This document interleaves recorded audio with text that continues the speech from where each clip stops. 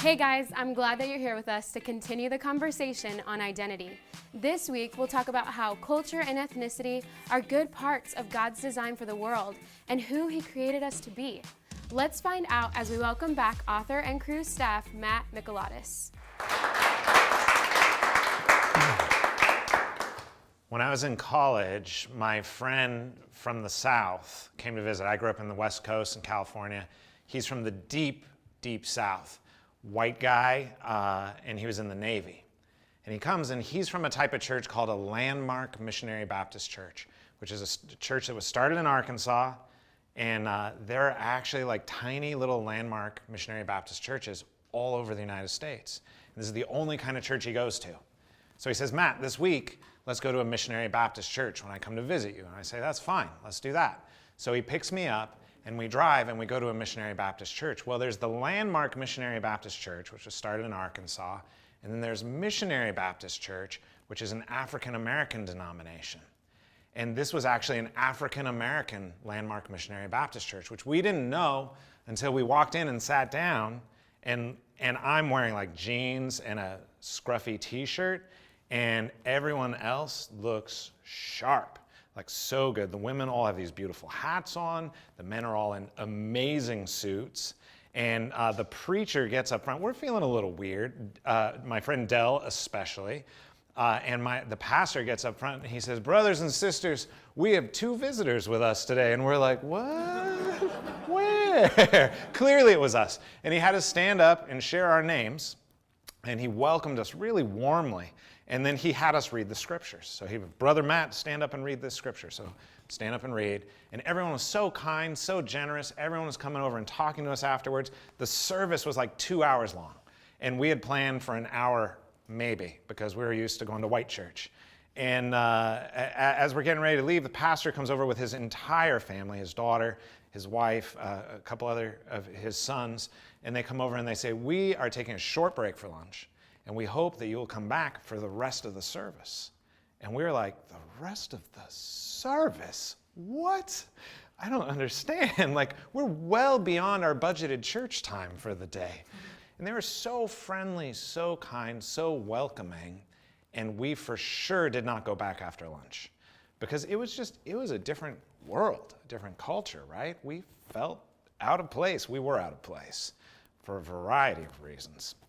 And this is actually something that within the church community that we're in the middle of a big conversation about right now, is how do we follow Jesus well, despite coming from different ethnicities, different cultures? What does it mean to follow Jesus? Do we all need to come to one culture, or is it okay that we're all from different cultures? Do we need to all be worshiping in one place or in many places? And there are all these questions wrapped up in this. And on the flip side, right, if one of my African-American friends from my dorm had come with me to my weird 1-hour white person service where everyone is dressed disrespectfully and the music is like so simple people can sing, and that the sermon is 15 minutes and no one responds, and then it's over, it feels weird, right? It feels disrespectful, it feels strange, it feels like we're not investing any time in the Lord because of some cultural differences. So how do we deal with this, and what does this matter, and what does this look like? And to start with, I just want to look at this scripture from Acts 17. In Acts 17, we have a story where Paul, one of the early followers of Jesus, is speaking to some Greeks. He's not Greek, he's Jewish. And he's like the most Jewish person of all time. And he goes to Greece, where literally the word barbarian, I don't know if I'm Greek, by the way. The word barbarian, do you know this? The reason we have this name, it comes from the Greek. The Greeks said, everyone else sounds stupid when they talk. They're like, bar, bar, bar, bar, bar. And so they started calling him, oh, who's that guy? Oh, he's just a barbarian, right? That's where the word actually comes from, is Greek people making fun of non-Greek people. So just remember that next time you use our word. So Paul is here with these people, the Greeks. They're incredibly different culturally in a variety of ways. And it's this gigantic city, and he comes from what they would think of as a really backwater little town provincial, weird, strange culture, strange ideas. So it says Paul was waiting in Athens. He was greatly distressed by all the idols in the city, all the false gods that they were worshiping. And it says, so he went to this place where in the marketplace, people would have these conversations like, it was the internet basically, like come together with all your crazy ideas and let's talk it out. You're a flat earther? Cool, I'd love to hear about that. And then they'd be like, okay, you're dumb, but keep talking, it's awesome. So this is what they would do. So there were Epicurean and Stoic philosophers, Greek philosophers, and some of them were listening to Paul and they said, what is this babbler trying to say? And others said, well, he seems to be advocating for foreign gods. And they said this because Paul was preaching the good news about Jesus and the resurrection. So they took him to a big meeting at this place called, you've probably heard it called Mars Hill, or it's called the Areopagus. Either one, same thing. We're translating it into English either way. And so he gets there, and they say, tell us, what is this new teaching? What are you talking about? You're bringing strange ideas, and we collect them, and we would like to know what you're talking about. And it actually says this, all the Athenians and the foreigners who lived there spent their time doing nothing but talking about and listening to the latest ideas. So Paul stood up in the middle of the Areopagus and he said, people of Athens, I see that in every way you're very religious. I even saw, as I was walking around, an object of worship that said this, to an unknown God. So you're ignorant of who you're worshiping. You're like, in case we missed one, here's this altar to this God. We don't know who that God is, but we don't want to make this God angry. So to the unknown God, he said, okay, you don't know who the God is, but I do. And I'm going to tell you about the unknown God. And he says this, the God who made the world and everything in it is the Lord of heaven and earth. And he doesn't live in temples. You don't have to go to a specific place to worship him. Not a temple built by human hands. He's not even served by human hands because he doesn't need anything. Rather, he himself gives everyone life and breath and everything else. And from one person he made all people, all the nations, that they should inhabit the whole earth. And he marked out the appointed times in history and the boundaries of their lands. So he says, every person on earth, God chose the time and the place where they would live. Every people group, the time and place that they would inhabit in the world. Why? Why would he do that? And he answers, God did this so that these people would seek him and perhaps reach out for him and find him, even though he's not far from any one of us. For in him we live and move and have our being. As some of your own poets have said, we are his offspring.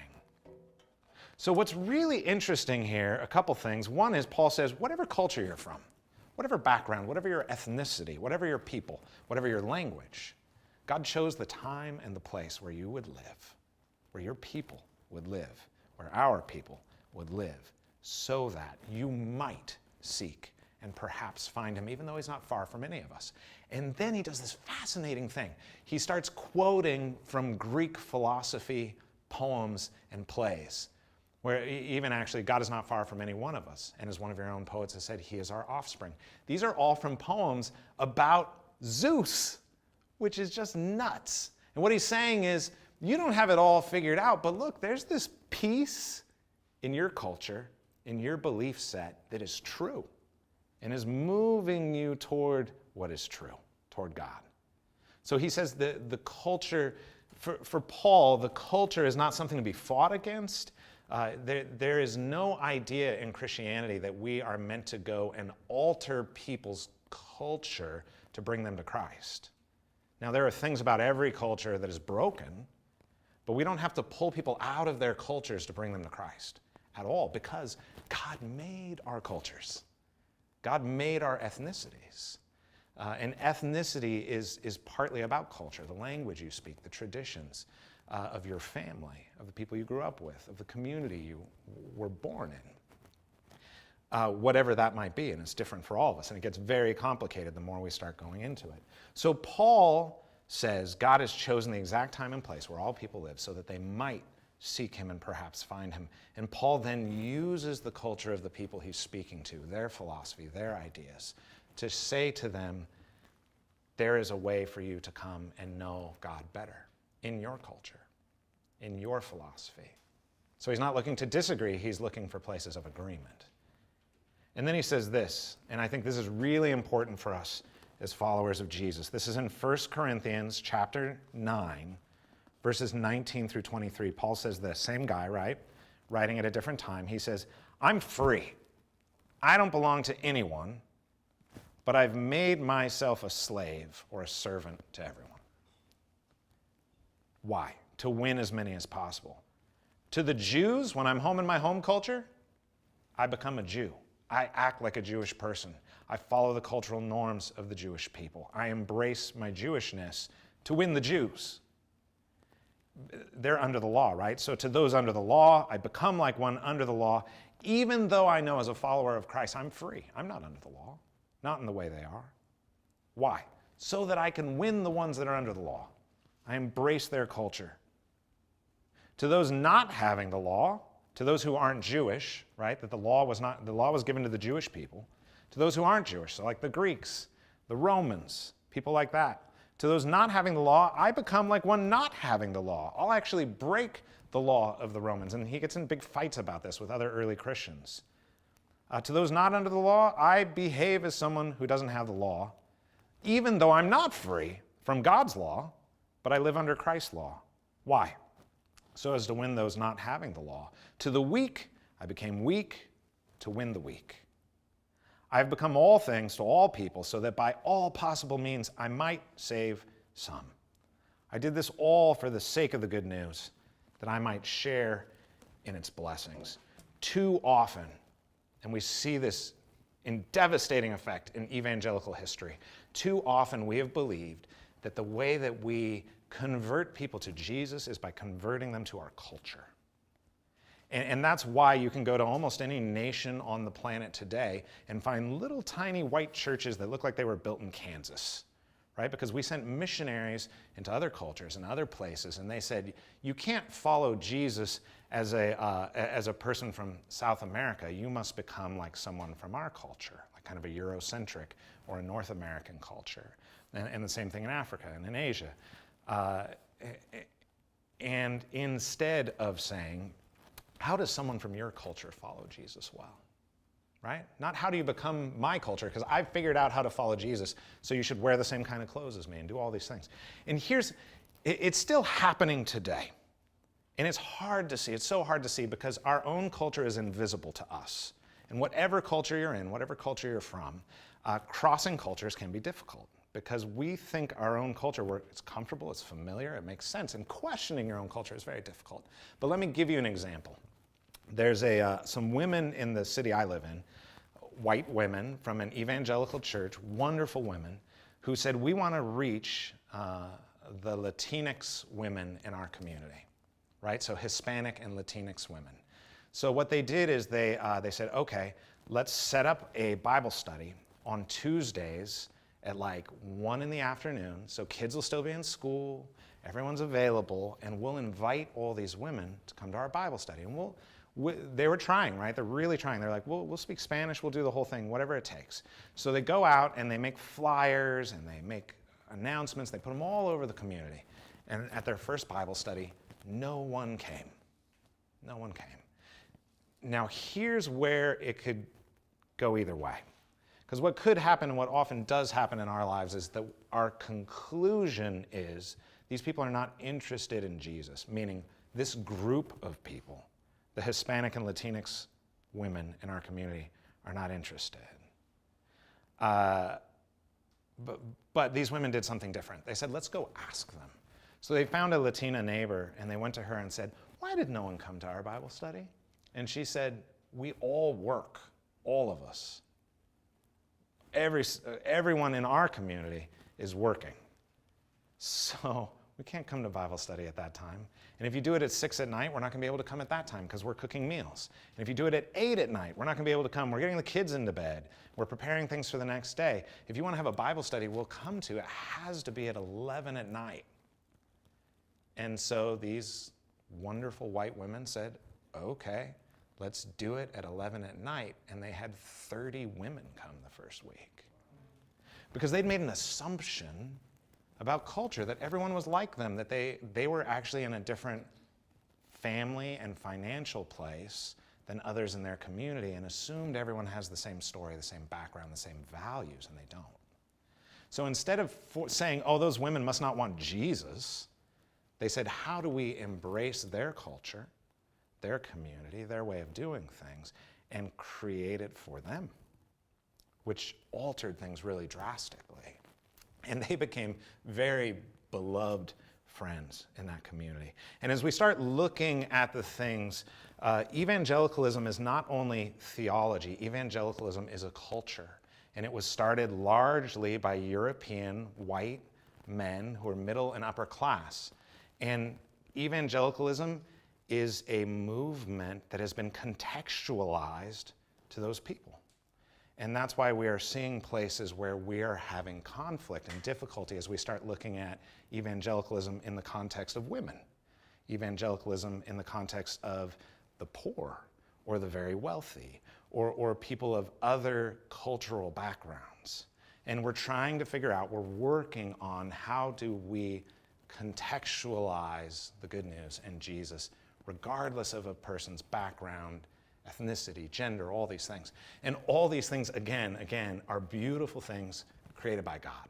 So this is right, this is good, that would be the response in Christian community that we should be trying to figure out. So when you start thinking about things like how long is your church service, that's a cultural value. Like African American church will likely be much longer than my church. Who's on stage leading worship? How long is a sermon? What day of the week is Bible study on? The kind of music we use, the Bible translation we use, the languages that are spoken, wedding traditions, the kind of clothes we wear. The clothes we wear. See, that's a cultural issue that comes from just saying things wrong. The thing is, we need to know our personal culture to be able to understand cultures of others. Which things are actually about following Jesus and which things are just my preference because of who I am and how I've grown up and the community I've been in. Because we can't go to other cultures if we're assuming their culture needs become ours. Here's an example from Cru. We have an organization within Cru called Destino, which services students who are from the Latinx and Hispanic community. That's their culture, that's where they would come from first culturally, yeah?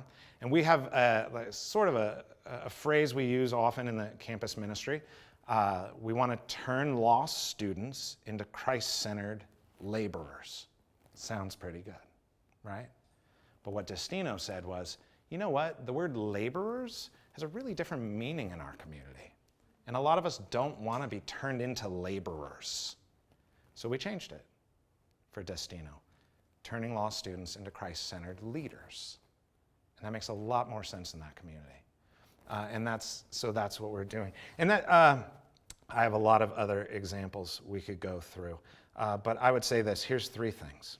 In evangelism, when we're doing evangelism, like Paul, we embrace the culture of the hearer, the person who we want to hear the good news. We embrace their culture. In the church, we embrace the culture of one another. We have to get to this place of preferring others over ourselves, which means we come together, we make compromises, and we build a new culture together. Doesn't mean we can't worship separately sometimes and things like that, but for us to really get to a place of what we're going to be in heaven, we have to get to this place of learning each other's cultures and building up each other's cultures, preferring each other's cultures at different times. And also we have to embrace, not on ethnic lines necessarily, but on racial lines. Race has often, almost always, not just often, almost always been used as a way to exploit and harm people who are different. And in our U.S. culture, in a very specific direction by very specific people. And what we see in the Bible, when people who were harmed along these sorts of lines, what was done, in Acts we see the Greek widows were not getting food in the church, in the context of church I'm saying. What happened? The apostles looked at that, the apostles, the leaders of the church, and they said, let's put Greek people in charge of handing out the food. Because those who had been harmed needed to be empowered, and those empowered people then took care of everyone.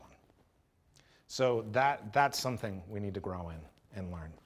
So Revelation 7 is this beautiful moment where John, who wrote Revelation, says he looks and he sees this great multitude, people of every tribe, meaning every people group, of every tongue, every language, and every nation. Again, talking about the ethnos, the ethnicity. Every tribe, every tongue, every nation gathered together and praying together before the throne. God loves your ethnicity, whatever you may have been told by other people, whatever you may have been told by our culture, whatever you may have been told by people of other ethnicities or other races. God loves you, your ethnicity, your gender, everything about you. He chose these things so that we might perhaps seek and find him. And those are things we need to celebrate together, because God's making sure that people like you, like us, like me, that we're going to be represented together in the community of Christ in the kingdom to come. So, and remember this too. When God looked at his creation, when he looked at human beings, what did he say?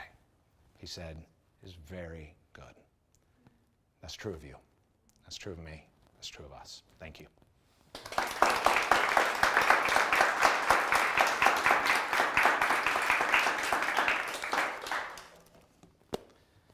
Okay, there might be some questions. Let's hear them.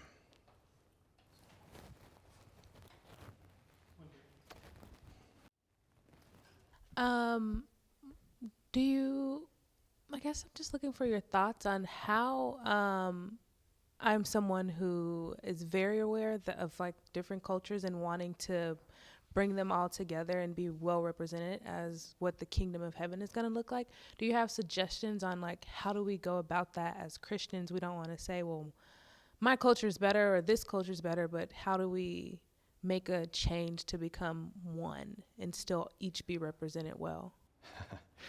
Yeah, I can answer this by saying it's really hard. I, for a long time, 8 years, attended a church that had been majority culture, so almost all white, and then said, our vision statement has always been to reach our county for Christ.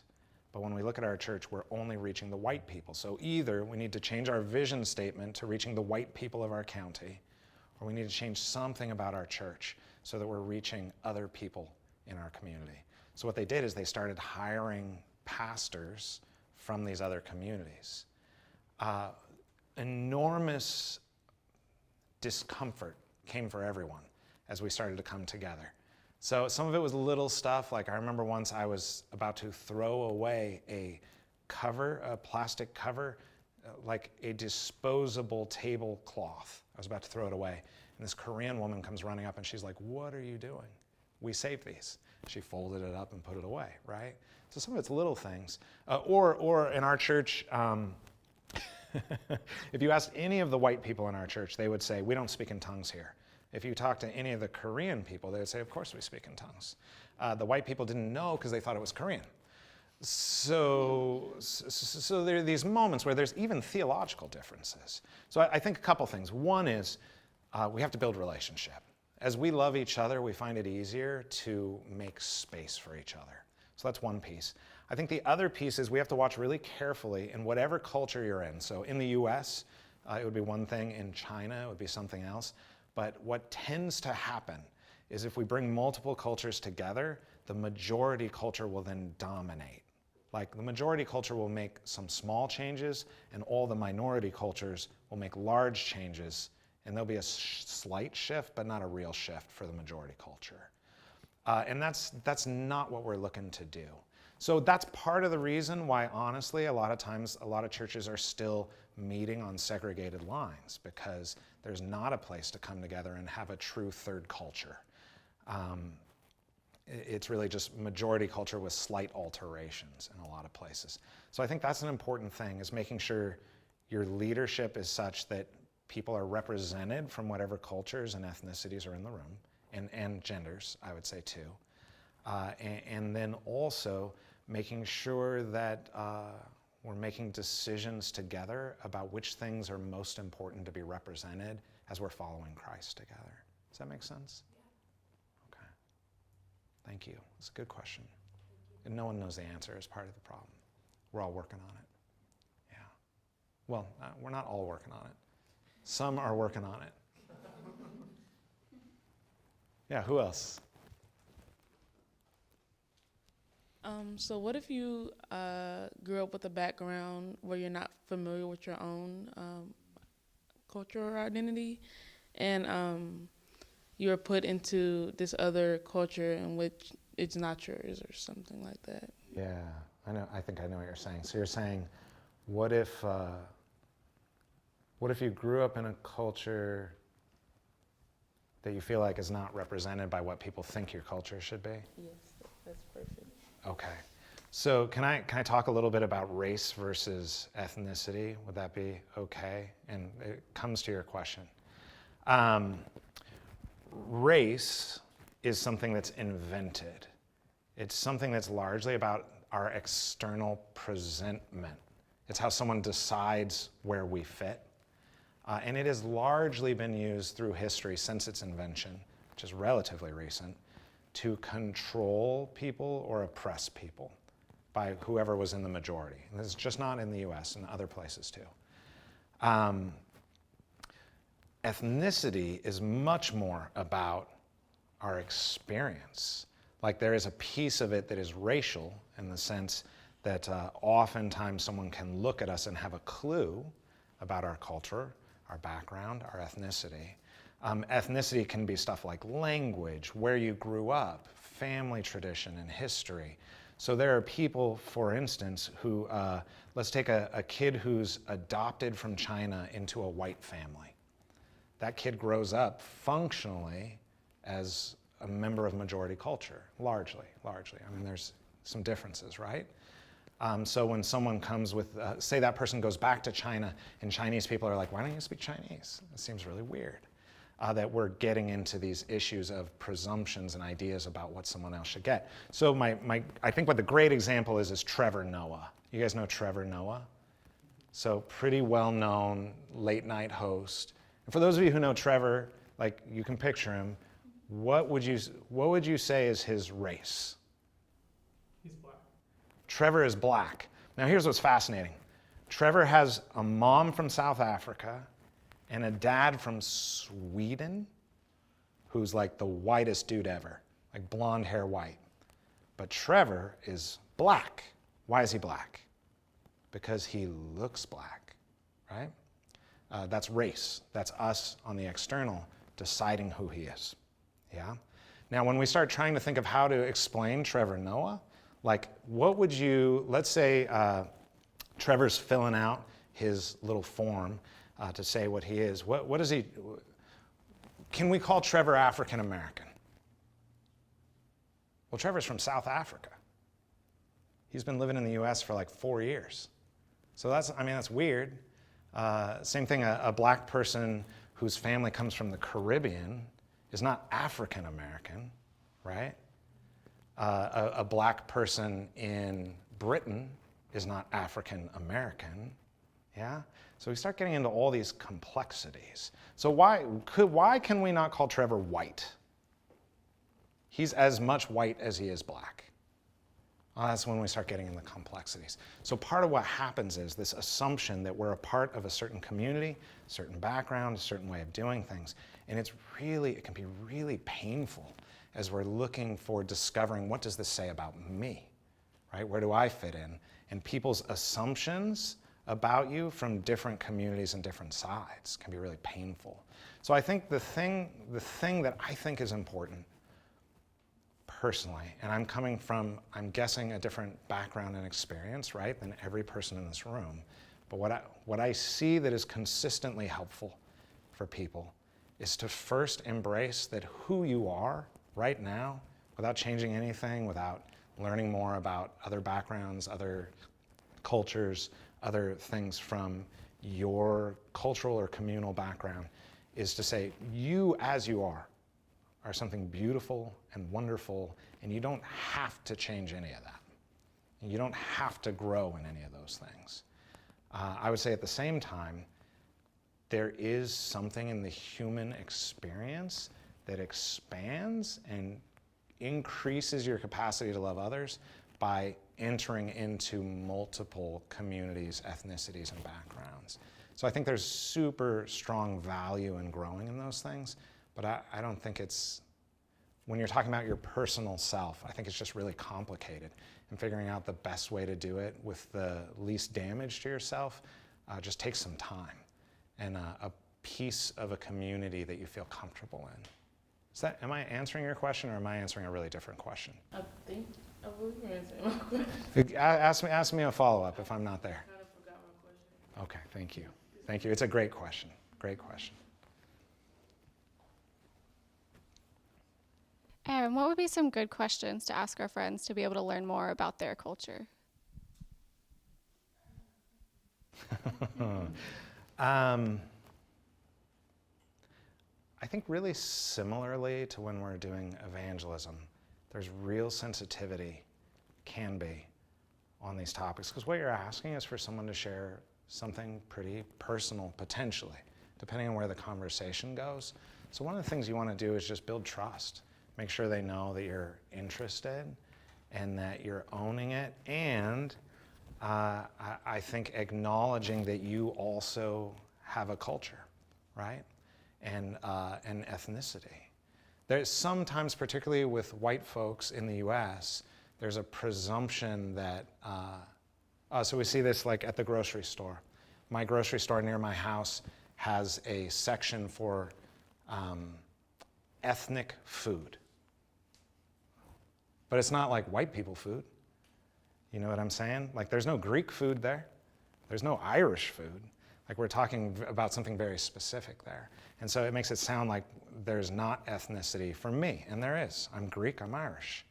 And there's some things wrapped up in that culturally for me. So I think entering in as a peer and being honest about like, hey, I'm just trying to learn and grow, and I realize I'm gonna make mistakes. And the other thing I would say, if you're coming from the majority culture to someone in the minority culture, a minority culture, be aware that there is some work involved for the person in the minority culture to share their thoughts, ideas, input, and what you don't want to have happen where they get exhausted because they feel like they constantly have to teach you things. So just being sensitive to that, I think, and thankful when people are sharing about stuff from their culture. And it, particularly when you're going majority culture to minority culture. Oftentimes what happens is minority cultures have been forced to learn about majority culture already to survive in the larger culture. So they may not have tons to learn from a majority culture person starting out, depending on the topic, right? So I think that's something to keep in mind too. And whatever your culture, most of us are learning about our own cultures as well along the way. And I remember I was at a conference once and I was the only white person on stage at like a round table thing, and I shared some things, and this white guy came up to me afterwards and he goes, "You don't speak for me." And I was like, "Oh, so you're saying that as a white person I'm individual and different than you and I can't speak for all white people?" He's like, "Right." I was like, "Well, that's true of everyone else on the stage too, yeah? That we're individuals. And that what might be true for one of my Asian American friends might be vastly, vastly different from my other Asian American friends, especially, well, and I'm gonna go into too many things. I'll just say one more thing. When you start looking particularly at Hispanic and Latinx culture, that's not a racially based ethnicity. That's an ethnicity based around culture, which means language you speak and things like that. So you can be black and Latino, you can be white and Latina, you can be Asian in background, like physically, like your family is from Asia originally, but you grew up in Brazil, right? So it gets massively complicated. So part of what we're doing is just getting to know each other as individuals and our culture and our background that we come from. And it takes work for everybody. But it's beautiful and it's worth doing. Great question. Thanks so much. Thank you, everybody. Really enjoyed it.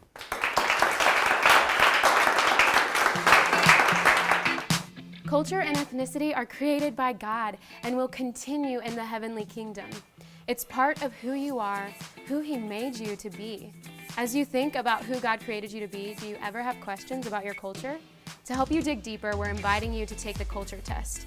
It's a quick 5-minute assessment that helps you identify your culture. Take a second to text cultural to 555-888 and we'll send it your way.